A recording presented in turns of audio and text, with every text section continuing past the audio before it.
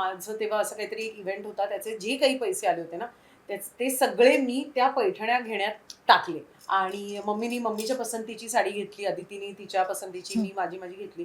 मला मावशी म्हणाली, की "ऐक ना, तुला जी हवी आहे ना, ती तू मला घे. जी तुला पण नेसायला आवडेल अशी तू घे."